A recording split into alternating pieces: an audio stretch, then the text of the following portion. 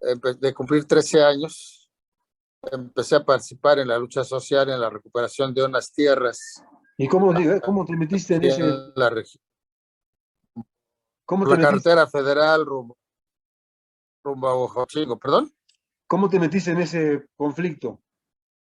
Estaba entrando apenas al primer año de secundaria, que era una escuela tecnológica industrial dependiente del Politécnico Nacional, y entonces lo que ahora es la Escuela Técnica Industrial, técnica número 1, antes era la prevocacional, que también estaba de parte del Politécnico.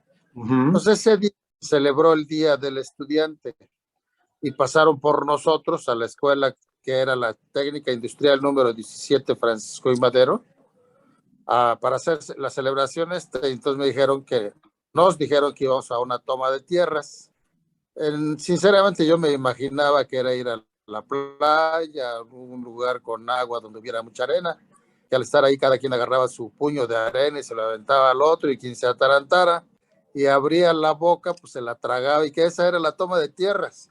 Pero no, nos llevaron a esta recuperación donde, te digo, cuando llegamos enfrentamos un escenario muy terrible, extrema pobreza de los indígenas campesinos, y la cacique, no me acuerdo cómo se llamaba entonces, reforzada con elementos de la policía, algunos elementos del ejército, pero sobre todo con pistoleros que estaban al servicio del entonces cacique de la región, que era Filemón Pérez Cázares.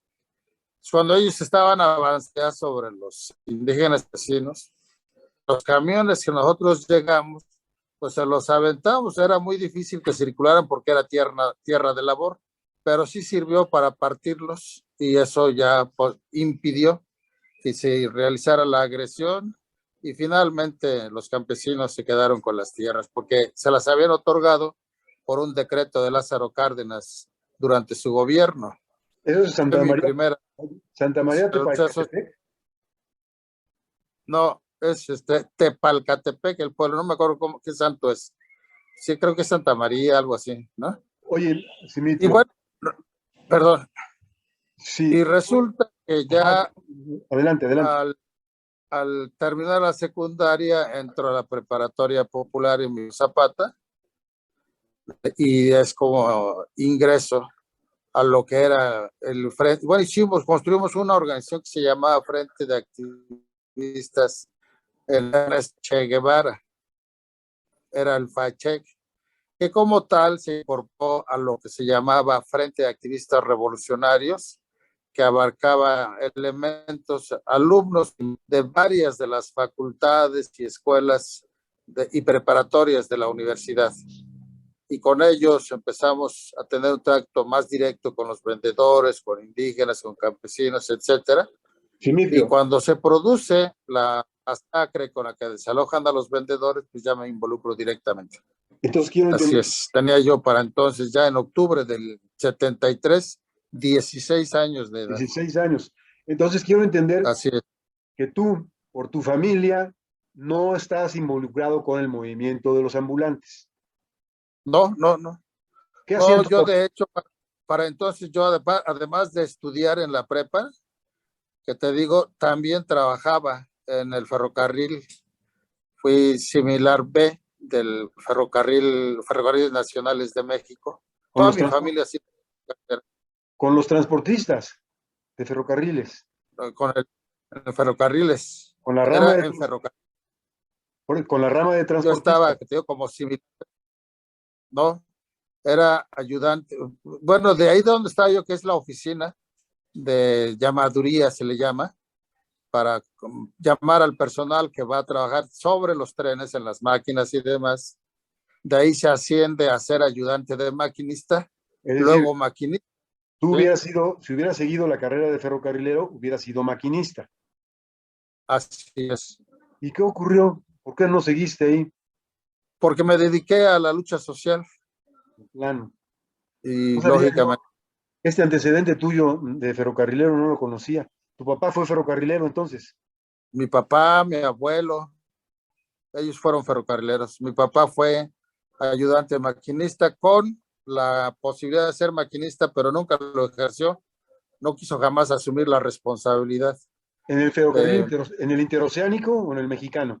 ¿O en En el nacionales? México, Ferrocarriles Nacionales de México, aquí había 3 líneas de ferrocarril: el Nacionales de México, el ferrocarril interoceánico, cuya estación estaba entre la 6 y la 4 poniente, entre la 13 y la 19 norte, el ferrocarril mexicano del sur, que estaba en la estación esta que inauguró Benito Juárez, entre la 10 y la 18 poniente, El actual entre museo. 11 y el actual museo, así es, y Ferrocarriles Nacionales de México, que tenía también una base ahí, pero principalmente se movía en lo que entonces se llamaba la Estación Nueva, que es donde yo trabajé principalmente. ¿Sí? Órale, ya te entendí. Mira, no conocía esto. Este antecedente para mí es importante porque estamos hablando de una historia de 48 años. Tú tienes hoy, entiendo, 64 años por cumplir 65. 64 años tengo cumplidos. Una gran parte de tu vida ha estado ligada a esa organización 28 de octubre. Simitrio, De manera más directa a partir de 1975, porque luego que participamos en la toma de las calles en octubre del 73, nos fuimos a la ciudad de Tlaxcala a luchar con los estudiantes y maestros progresistas que reclamaban que la escuela normal Rafael Ramírez, que tenía una secundaria anexa también, fuera reconocida o pública oficialmente, porque era una escuela privada que, ya sabe, los particulares hacían negocios de todo tipo para probar a las chavas, pues las extorsionaban sexualmente, a los chavos les pedían dinero, borracheras, barmas, etcétera, ¿no? Y la manejaba principalmente un suplente federal, ¿sí? Que le decían el Gavilán, y tenía sus pistoleros que los conocían como los Gavilanes y controlaban toda la región de Tlaxcala.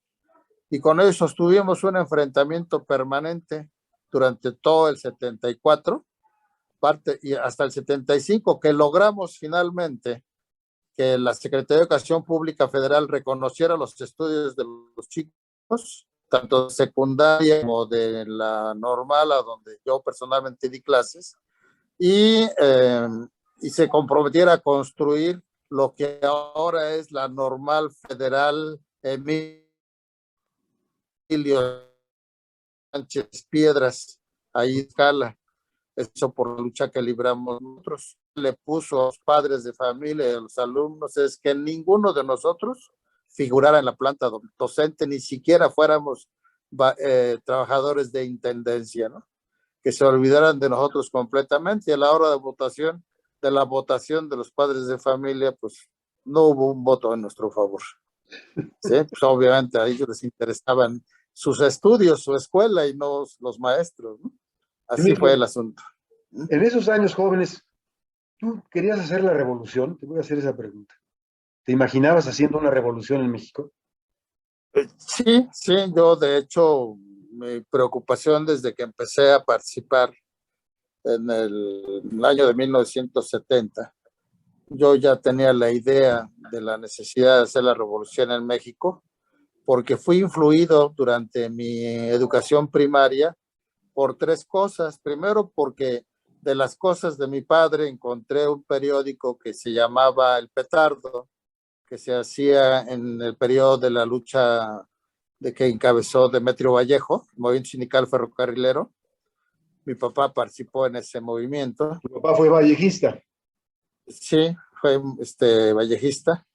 Y luego leí la novela esta de Juan Rulfo, del Llano en Llamas, y sinceramente sentí una rabia de cómo es que a los generales, capitanes del ejército y a los viejos y nuevos terratenientes les dieron las mejores tierras, producto de la revolución, y a los pueblos originarios y campesinos, mestizos, les dieron las tierras más jodidas, ¿no?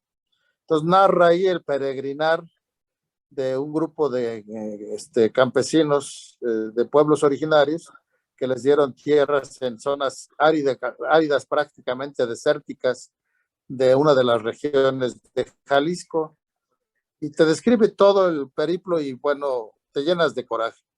Luego más tarde leí la novela también de Nikolai Ostrovsky, que se llamaba o se llama Así se templó el acero, donde ya vi con más claridad el asunto de la revolución. Lo de Juan Rulfo todavía no alcanzaba yo a entender cómo es que una revolución de 1910-17 con su movimiento armado y demás había sido hecha principalmente por los pueblos originarios y campesinos, aparte de otros trabajadores, pues resultara que los beneficiarios no fueran ellos, ¿no? Sino que más bien volvieran a ser otra vez víctimas de los autoproclamados triunfadores, que en este caso fue el ejército constitucionalista encabezado por Venustiano Carranza. Entonces ya cuando yo termino la primaria, pues ya salgo con la idea de que habría que hacer la revolución. No sabía cómo, pero bueno, a partir de esta participación que te digo, empiezo a ver ya otras cuestiones de la literatura, principalmente marxista, y pues me formo en lo que entonces se conocía como pensamiento Mao Zedong. Es marxismo, leninismo, pensamiento Mao Zedong, que era la tendencia que dominaba en el Frente de Activistas Revolucionarios. Además coincidimos y por eso ingresamos desde el Frente de Activistas Ernesto Che Guevara a el Frente de Activistas Revolucionarios, y como tal participamos en la toma de las calles de 1973. Dimitrio,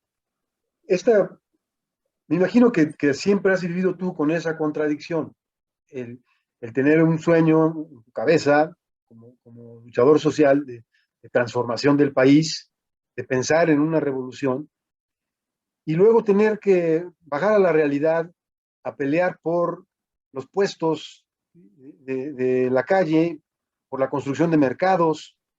Esta contradicción entre la lucha de una organización que ve por los intereses inmediatos de un grupo de personas, miles de personas que estaban en las calles vendiendo, y que era el motivo de aliarse y de juntarse en una organización para luchar por sus derechos como vendedores ambulantes, con la idea de hacer una revolución. ¿Cómo has llevado eso? Me imagino que hasta la fecha debes tener esta contradicción en la cabeza, ¿no? Al principio sí, porque había una especie de separación mecánica entre la lucha reivindicativa de los diversos sectores del pueblo con la lucha por la revolución, la lucha por el poder, la transformación radical de la sociedad, etcétera.